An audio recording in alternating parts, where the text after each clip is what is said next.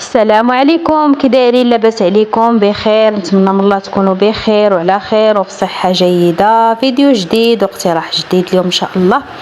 شاركت معكم الغديوه اللي درت لوليداتي في اليوم العيد، اليوم الذكرى ديال المولد النبوي. المهم قبلوا عليا وصافي بغيت نشارك معكم هذا الفيديو. نتمنى ان شاء الله ينال الاعجاب ديالكم وتشجعوني باللايكات ديالكم ولي كومونتير، واللي ما مشتركش في القناه يشترك فضلا وليس امرا. ونبداو على بركه الله. اليوم غادي ندير واحد الدجاجه في الفران بواحد الطريقه اللي هي زوينه وكتجي رائعه، نتمنىكم انكم تجربوها.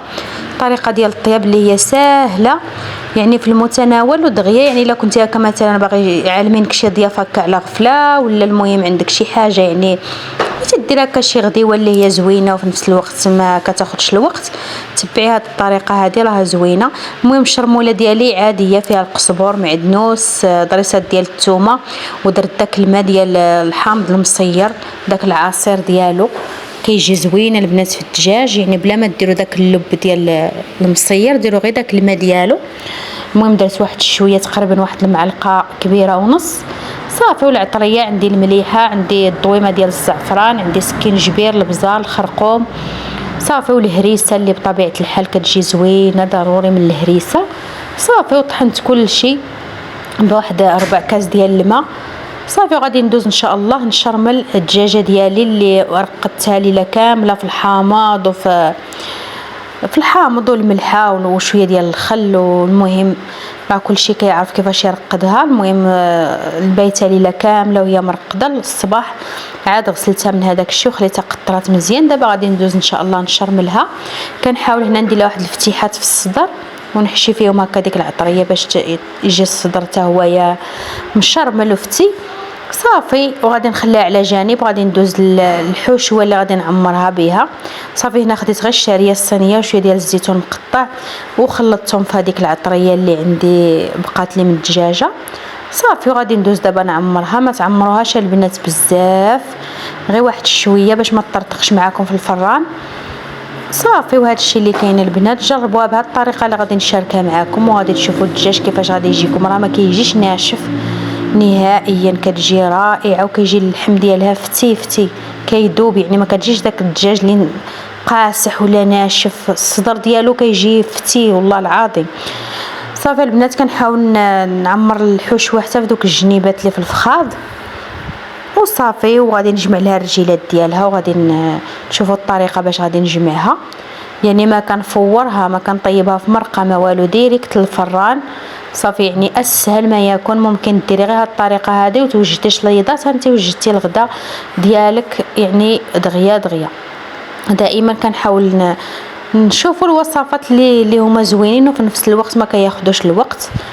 وهذا ما كان صافي. هنا غادي نحاول نجمع لها دوك الرجيلات ديالها. هنايا ما تحتاجوا لا تربطوها بخيط لا حتى بشي حاجه، حيت راه غادي نجمعوها زعما غادي نلمطوها، يعني غادي تشوفوا الطريقه باش ما غادي تحل ما والو، يعني بهذا المعنى. وهذا الشيء اللي كاين اخواتاتي. نتمنى هذه الطريقه تنال الاعجاب ديالكم وتشجعوني الا كان هذا المحتوى كتشوفوه يعني يستاهل وكيعجبكم. شجعونا شويه بالبارطاج وباللايكات ديالكم، الله يسهل امركم. هذا الشيء اللي كاين صافي. كنحاول نجمع لهذوك الرجيلات ديالها مزيان وصافي. وهذا ما كان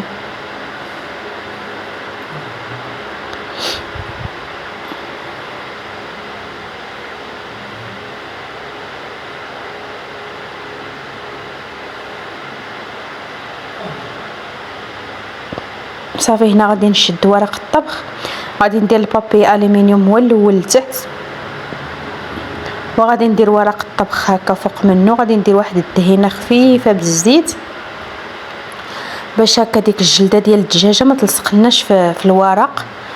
كندهنوا واحد الدهنه هكا خفيفه بالزيت ولا الزبده اللي بغيتو صافي. وغادي نشد الدجاجه ديالي وغادي نلمطها في هذا الورق ديال الطبخ، ومن بعد عاود نجمعها مزيان في الالومنيوم صافي. ونديرها في لاطا وندخلها للفران، نقص لها العافيه تماما. هذه الحاجه اللي فيها هي انك خصك ترديها بكري، كتاخذ شويه الوقت في الفران. هذا هو اللي فيها زعما كياخذ الوقت. اما التوجد ديالها اولا التحضير ديالها اولا التشرمل ما كياخذش الوقت، الطياب هو اللي كياخذ. وكنشوفوا الكميه ديال الماء اللي كتطلق، داكشي علاش كيجي اللحم ديالها ما كيجيش ناشف، كيجي فتي، انها كتطلق الماء ديالها وكيبقى مجموع في هذاك ورق الطبخ، ما كيتسربش يعني اللاطه، يعني ما كيخرجش. حتى كتبغي تحمريها عاد كتلقاي داك الماء مجموع، هذاك هو اللي كيخليها انها ما كتبقى محتفظه على داك الماء ديالها، ما كتنشفش، يعني اللحم ديالها ما كيجيش ناشف. صافي انا دخلتها للفران دابا كطيب، نقصت لها العافيه وغادي نخليها. هنايا غادي نرافقها انا بشويه ديال الدغميره، شويه ديال هكا المريقه باش يلقاو فين يدوزو هكا، واخا دايره الشعريه من الداخل نرافقها هكا بمريقه اللي المهم قليله وسهله حتى هي في التحضير. صافي هنا خديت واحد جوج بصيلات صغار غادي نشلضهم هكا، نقطعهم في الهاشوار، ومع الثومه راني درت الثومه هي الاولى صافي. وغادي نقطع هاد البصيله هذه وغادي نردها تشحر مزيان حتى تشحر، ومن بعد غادي نكمل معكم باقي الوصفه.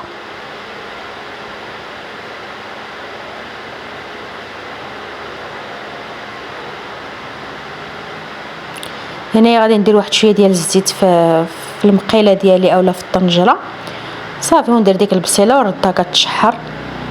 وهنايا درت غير شويه ديال زيت العود حيت راها مجهده ما كنبغيش نكثر منها، درت غير واحد شويه صافي. وغادي نردها تشحر على نار مهيله مع التحريك، ومن بعد عاد غادي ندير هاد الدغميره بديك الكبده نيت الكبادي، واحد شويه ديال الكبادي وشويه دوك الجنيحات والعنيقات نتاع الدجاج صافي، باش هكا يعني نرافقهم مع الدجاجه ديالي، ما نرافقهاش هكا بوحدها مع الشعريه.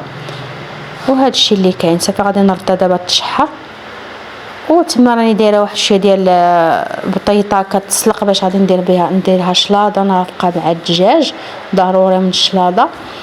وهذا الشيء اللي كاين اخواتاتي. نتمنى ان شاء الله الفيديو ديال اليوم يعجبكم، وهذا الشيء اللي كاين صافي. هنايا بعد ما تشحرات لي هذيك البصيله مزيان غادي ندوز في الاول، غادي ندير دوك العنيقات والجنيحات هما الاولين، وهذاك الماء راه غير الشرموله ديال الدجاج، راه فيها العطريه فيها كل شيء، ما غادي نزيد لا عطريه لا والو، راه فيها كل شيء. شرملتهم هذوك العنيقات وخليتهم هكا في ديك الشرموله باش يجيو هكا بنان صافي. غادي نديرهم مع هاد البصيله، غادي نخليهم يتقلاو واحد شويه ونروي بالماء ونخليهم حتى يطيبوا وتعسل مزيان. ديك البصيله راه كتجي واعره البنات، يعني باسهل طريقه ممكن.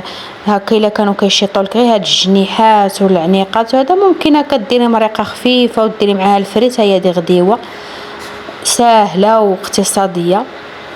وهذا الشيء اللي كاين صافي. هنا بعد ما تشحرات لي مزيان ديك البصيله غادي نمرق عليها بالماء وندير واحد الحزيمه ديال القزبر ومعدنوس صافي. وغادي نقص لها، اهم حاجه ان البوطه تكون ناقصه باش ما نبقاوش نزيدوا في الميوهات. نديروا صافي فين نديروا الكميه الاولى صافي ديال الماء صافي، الجهه اللي غادي يطيب لنا هذوك الجنيحات ما باقيش نعاودوا نزيدوا الماء صافي هكا باش كيجي الطياب زوين وبنين، يعني البوطه تكون ناقصه. وهذا ما كان يعني هاد الغديوه هذه ما كتستغرقلكش يعني في التحضير ديالها حتى 15 دقيقه ما بين الدجاجه وهذا الشيء، يعني كتوجدي كتنقصي لها وتمشي تقضي شغلك. وهذا ما كان البنات صافي. هنايا غادي نقص لها العافيه وغادي نغطيها ونخليها طيب، وان شاء الله بقاو معايا حتى تشوفوا الشكل ديال الطبق ديالنا كيفاش جا. وهذا الشيء اللي كاين هنا كنوريكم، يعني باش ناكد عليكم من ان البوطه تكون مهيله لاقصى الحدود، ونقصوا لها وخليها كطيب.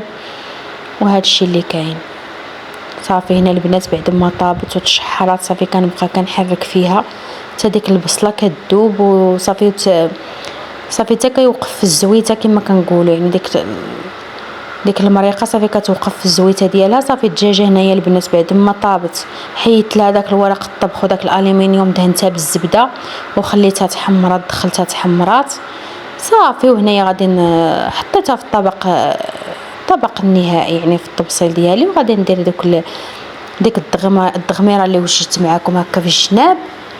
وهذا الشيء اللي كاين، ورافقتها مع شليضه ديال البطاطا والباربه وهذه هي الغديوه ديال اليوم. نتمنى ان شاء الله تعجبكم البنات. وهذا الشيء اللي كاين كتجي واعره، وحتى الملحاجات هي هذيك، يعني ما جا لا مالح لا حتى شي حاجه، جا هو هذاك في الملح.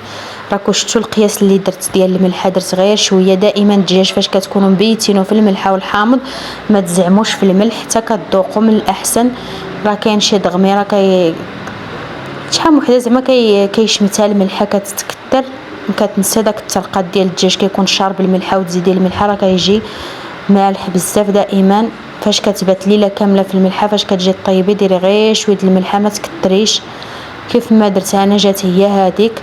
ونتمنى ان شاء الله البنات تنال الاعجاب ديالكم، ودمتم في رعايه الله. حتى الفيديو مقبل ان شاء الله، الى اللقاء.